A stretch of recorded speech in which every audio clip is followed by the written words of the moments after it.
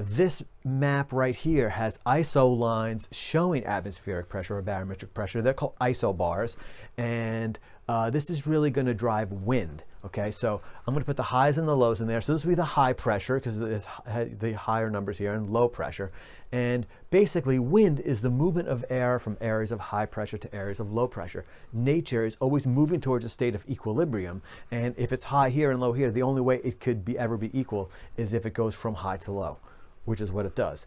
From this map, the one question you often get is something like, where would the wind speed be greatest, the wind be fastest? And it'd be here where the isobars are closest together. Okay, we say the pressure gradient would be highest there, so the wind goes faster. Where they're further apart, the wind goes slower. Know that. Oh,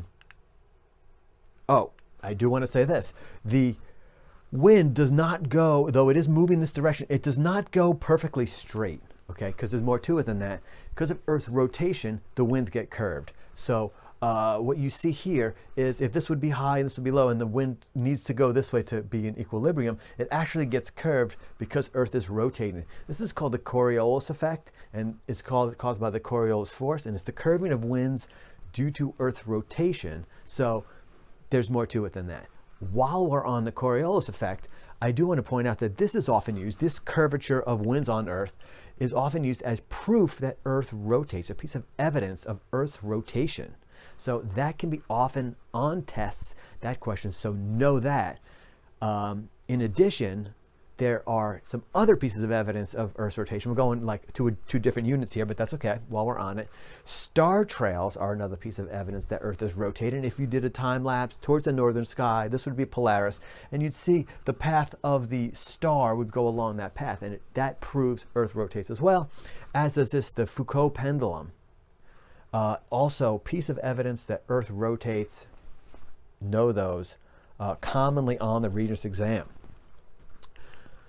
Okay, so, and you can see on page 14 of the reference table, this chart here showing the Earth's wind patterns and how they are curved here and they're curved here. So it's the curving of the winds, again, caused by the Coriolis effect.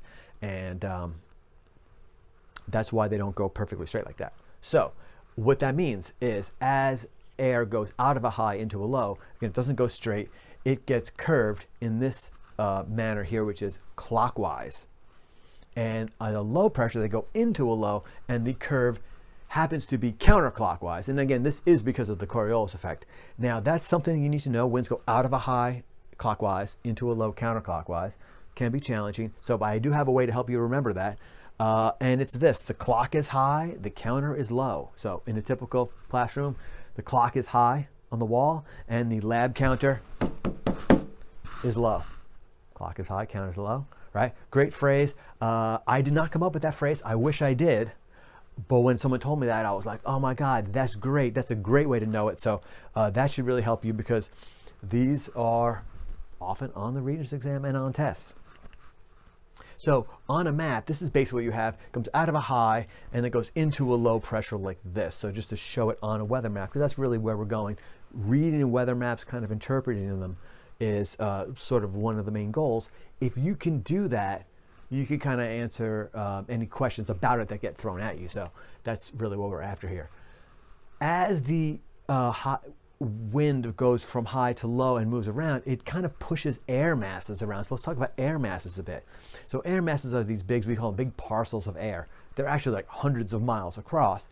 And we're really interested in the characteristics of the air and the air masses, really based on how much moisture they have and the temperature. So, and that's going to be a dependent on where they formed. So if they forms over the ocean, it is going to be more moisture. Forms over land, is going to be dry, for instance. So you don't have to memorize these. These things are on the reference table right here. Let's zoom in a little bit. These are our choices, okay?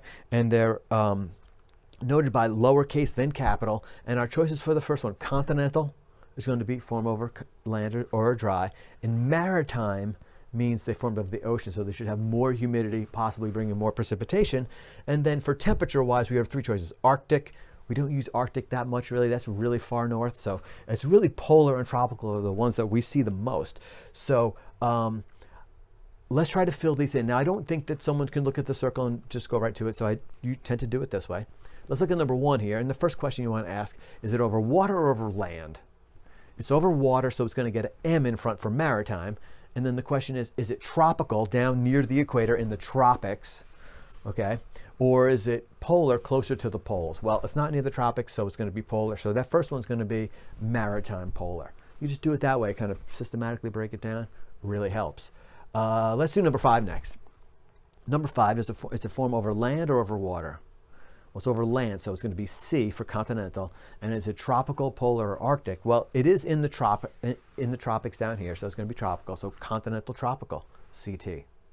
Okay, and then this will be dry, warm air. It's going to affect the weather if it's coming towards you. We will use that mainly when we deal with fronts and things like that. So I'll fill in the rest right here, and notice you have all of these. The last numbers all, the last letters all, T for tropical. These are polar here, and then over the oceans, maritime, maritime, maritime, maritime, continental, and continental.